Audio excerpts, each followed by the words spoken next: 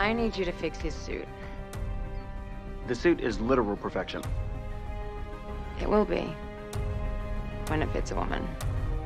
Lately, I've had the habit of putting on a DC or Marvel series in the background, and for no particular reason. I'm not overly obsessed with the comics, so pretty much everything I watch is through the lens of ignorance. I like to think that in these instances, I embody the perfect casual viewer. I don't know the lore, and I don't know whether what I'm seeing is a true adaptation or a loose one. But my god, when I say that the first Batwoman episode was a trudge to get through, I mean it was an absolute trudge. Considering it is a CW series developed by Carolyn Dries, known for her work in Vampire Diaries and capturing the footage of the 9/11 attacks as a student. Wait, why the fuck is that even on your resume? I remember when the series trailer first premiered and commentators were hissing about how this series would be next in line for the woke chopping block. Initially, I kind of agreed because, again, I don't follow the comics that much, so at surface value, the general idea of the show seemed to be Batman is a terrible failure, a woman could do it better, so she steals his suit and does it better. But this show suffers from something far worse than that. In fact, I would even go as far as to say that that as a base plot point might have actually had something to stand on. Maybe we would explore the depths of Batman's failure. Maybe he failed catastrophically and a bunch of people died. Maybe this chick that steals his suit actually has something to prove and a vengeance he needs to exact, right? Maybe Batman would even condone it and secretly help her, hoping she chooses to follow the same path he did as a way to reinforce his own beliefs and ideology. And maybe she ends up taking it too far and killing someone. Maybe she crosses that line. Maybe, just maybe, this series could be a surprise. But it didn't, and it was trash. I'm only going to speak on season 1 for 2 reasons. Reason number 1. The first season is the most important season and is meant to capture my attention and emotional investment in these characters. Reason number 2. I don't want to watch another season of this. Now, picking apart this series for being woke would be a bit too obvious. This is what the Joker looks like in this series. There's obviously a strong theme of feminism, silencing someone for their sexual preferences, always reminding you that the main character is in fact a lesbian. It's in the Arrowverse, man. Like, what do you really expect? The only relevant data that could be related to the actual wokeness of the show is shown in the ratings. Nearly 20% of their audience dipped after the first episode, with a steady decline in viewership after each episode. The only massive spike of about 69%, nice, was from a crossover in episode 9, and following this, episode 10 saw a massive dip of nearly 50% of their viewership, having the lowest ratings for the show to date.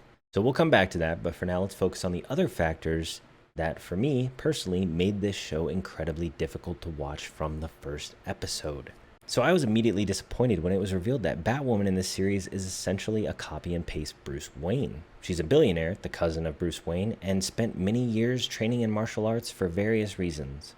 The show tries to make this character sympathetic, showing that the tragic death of her mother and twin sister was allegedly Batman's fault. I thought this was some pretty decent motivation for something different, but it ended up just kind of cutting itself short well before anything has a chance to develop. There's a double flashback within the first 10 minutes, both showing Kate Kane kissing her former love interest, just in case you manage to forget or possibly misinterpret what her sexuality is. It's a lesbian. They'll remind you pretty much every single episode. The problem with Kate Kane is her entire potential character arc is solved literally in the first episode. Her mother and sister's death, halfway through the first episode after discovering that Bruce Wayne is Batman, really quickly. Bruce Wayne is Batman. She discovers that he has obsessed over the accidental death. It was people Bruce Wayne were personally related to, and he failed them. Fox's son explains that the accident happening was an impossibility, immediately clearing Bruce Wayne's name in Kate's mind. Kate's long-lost sister, well, she's still alive, and the main villain, now a twisted personification of Alice from Wonderland. Kate's motivation is seemingly completely resolved. To me, these were the core things that you would save up until the finale. You let Kate fester in her hate for Batman the entire season, have the audience questioning why he let her family die, and then boom, reveal that Batman was actually brokenhearted over a simple mistake. Have this villain tormenting her throughout the entire series be revealed to be her sister at the end. But instead, this is all revealed within the span of a single 40-minute episode, and the very first one. The usual method for television series is to tell a more in-depth story over a longer period of time, allowing for a more natural development, letting your audience really get attached to the characters. This development is about as natural as Arnold Schwarzenegger's biceps. So moving on from that, I have a gripe with Alice. Who the hell are you? Right. I'm Alice. How do you do? Otherwise known as Kate's long-lost twin sister, Beth. Side note here, I just have to say this. Beth and Kate are identical twins. I think this was a major missed opportunity for the Parent Trap type scenario. Using Ruby Rose to play both Batwoman and her psychotic twin sister would have been pretty cool. They are supposed to be identical twins, but they don't look identical at all to me. I feel like they could have just said they were fraternal twins and had the same effect, but I don't know why. It was just something that bugged me. Maybe that's just me being picky. Beth, or Alice, is really just a poorly written and designed character. Maybe it's just the actress or the line delivery, but man, this character is just annoying. Any mystery to her was outed in the first episode, and every following appearance she makes just reminds me of like an edgy teenager trying to be edgy or pretending they are crazy. Some performances are believable, but with hers, it definitely isn't. Even though I will say that every now and then she says a line that is pure gold, but it's too few and too far between for it to make any real difference on how I feel about the character. Batwoman's plot and characters pretty much encircle Kate and Beth, and neither of them are able to hold the spotlight confidently. They seem to just shift around in the story. Even Batwoman has some pretty terrible line delivery that almost made me think I was watching an episode of Riverdale. Go! Stop! Like, bad. I mean, there are other examples in this show of some pretty bad line delivery, like this. Headache? This woman needs help now. We already checked her. We'll check her again. Mary, they're professionals. You're a second-year med student. Got a headache and a blown pupil. Could be a subdural and epidural hemorrhage. I read ahead. You're right. Thanks. That's just fucking bad. Needless to say, after just the first episode, I completely understand why people started to ditch this like it was the plague. Now, earlier I mentioned that one particular episode saw a massive drop in viewership and how that might be tied to the wokeness of the series. The title of that episode is How Queer Is Everything Today, and you can pretty much guess the content of the episode. A train goes out of control and Batwoman manages to stop it just in the nick of time with 2 grappling hooks on a motorcycle, literally causing a train that is going full speed into certain death to instantly stop with no harm done. This is just how the episode opens, and the thing about this that bothers me is the fact that in the very first episode, it was said that Batman's grapples are each measured to withstand 1 ton.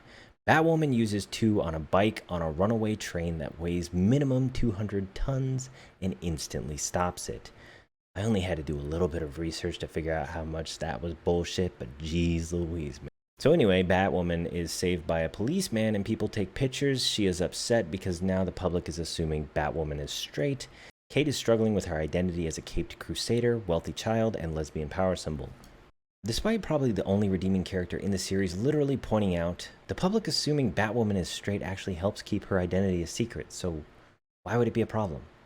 Then later in the episode, it is revealed that the runaway train was actually caused by an elite hacker who happens to be a high schooler that is also lesbian and was forcefully outed by her ex, which caused her parents to disown her, and that motivated her to cause the train to run away so that she could make her parents fear that she could have died.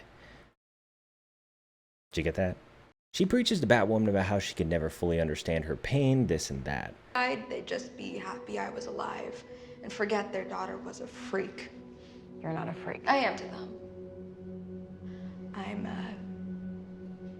gay. My mom and dad thought they'd been raising some BTS-loving heteronorm. Now they sleep clutching rosaries and want to disown me. That's why I needed the money, to get out of Gotham. That sucks, and it's not fair.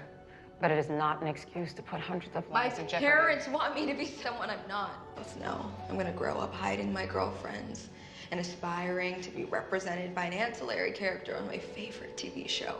Making it worse. So could you just leave me alone before I find more reasons to wish I were dead? But here's what I don't get. Batwoman very narrowly stopped that train, albeit through impossible means. There were over 400 people on board. Harper, the teen hacker, was sat in the middle of the train. How would she have known when to stop it? And even then, what brake system in trains can stop a full-speed train from derailing in the span of a couple feet? I don't know, man. These characters literally gloss over the fact that this chick not only endangered all of these other people for selfish reasons, but goes out of the way to paint her as a victim in this scenario. Did I mention that she tried to hold the entire city's secrets hostage for millions of dollars? Nah, we'll just let it slide. Batwoman takes off her mask, and Harper immediately recognizes Kate because she was in some CEO Lesbians Under 30 magazine or something. A very specific print. They have like one issue. She apologizes for assuming she didn't understand. Alice says what probably everyone is thinking for the last 30 minutes of this episode. Hi. I just read The Advocate. Lesbian CEOs under 30. Oh my god, I was such a bitch to you earlier. Why didn't you say you were super gay? Kind of still trying to figure out how much to tell people. Okay, hello. Boring. Can we move this along, please? Happily, just There's this weird back and forth, and for some reason Batwoman doesn't just take the chance to save Harper. In fact, Batwoman is very adamant throughout the entire series about never doing anything to stop Alice. It's just a bit weird. Harper immediately changes gears after finding out that Batwoman is lesbian and loves Batwoman now. Then Batwoman saves the guy that saved her in the beginning. Batwoman reveals herself to be a full lesbian. Everyone is happy and proud of their representation now found in Batwoman, who is a symbol of lesbian power. Now, episodes or movies that deal with identity shouldn't be written off too soon. Batman and Superman struggling with their identities is usually a core facet of their character. However, their identities are usually revolving around heroism, vengeance, and whether they are the mask or the man. Most people know for Superman, the mask is Superman, and he is really just a dude that happens to be an alien. Superman struggles with the weight of his responsibility and influence he can have on humanity. Batman is often presented in the other sense, opposite to Superman, with the Caped Crusader being who he really is and Bruce Wayne being the mask he wears. Both struggle with their identities and who they are. Batwoman seems to have taken the identity approach in a completely different way, making the identity Batwoman struggles with literally being her sexuality. Almost every episode seems to touch on her sexuality at some point. She is concerned her ex didn't tell her husband that she was a former sexual interest. She is concerned her father wouldn't accept her as a lesbian once she was kicked out of a military academy for being lesbian in front of everyone instead of just training or something. Her primary concern in that other episode is that people would think Batwoman isn't a lesbian, and she is a lesbian, so people should know that Batwoman is a lesbian. Batwoman also seems to completely neglect the danger that Alice is. In the very first episode, Alice murders 2 cops, and seemingly already deduced that Kate is Batwoman, with Kate also immediately deducing that Alice is Beth. Both are immediately aware of their own identities, with Beth being introduced as a literal murderer, yet Kate seems to take little to no precaution against her would-be dead sister being on the loose. Ironically, that directly results in her stepmother being murdered by Alice due to Kate ignoring the warning signs of, Alice being a psychotic murderer. Her former love interest is married to a guy and crumbles her relationship over conflicting feelings she has towards Kate, though it is more explicitly implied that she is unwilling to accept who she is, a lesbian, and is masking a normal relationship to further her career. Both Batwoman and her former love interest have a little tussle with another character who is extremely important and also a lesbian, and that relationship also becomes a problem. Basically, the only identity that seems to matter in this show is the sexual relationships and preferences between the characters. And the plot is kind of taking a back seat, and it's just exhausting to witness. There's no real reason to keep up with this show, and there is very little investment to watch past the first episode because almost every question you have is immediately answered. I think Batwoman suffered from writing themselves into a corner by making the plot secondary, or at least highly dependent on Batwoman's sexual preference, instead of exploiting her hatred for Batman or showing her growth as a vigilante. I can easily see how most people will write this off as get woke, go broke, but I think it was doomed from the start. These characters and their interests could have been casually explored while unfolding a major plot, but instead they opted to reveal a major plot point, then move forward with subplots. I mean, one of the final fights in the season finale is Batwoman versus a machete-wielding jock that can't feel pain. And this part is also a little weird to me because apparently the Batsuit can withstand anything short of a railgun or a green kryptonite bullet. Like, is that even a thing? I genuinely don't know, but I don't think kryptonite is meant to be an armor-piercing thing. Like, when did the thing that could kill Superman also become the only thing that can pierce Batman's armor? Like, what? Batwoman gets shot from literally all sides and just kind of stands there, never gets shot in the face, I guess. I mean, there's plot armor and then there's literal plot armor. Something I firmly believe when it comes to these new shows or movies that are coming out is that you can't say it's trash unless you watch it, right? Somebody has to take the bullet and watch it and see that it's actually as bad as everyone says. Because if everybody just becomes an echo chamber saying it's terrible but never actually watching it, you're not giving it a chance, you know? I fully believe you can make some seriously woke shit that actually has a decent storyline and comes off as, you know, not that bad. I just haven't seen it yet. The sunshine is implied.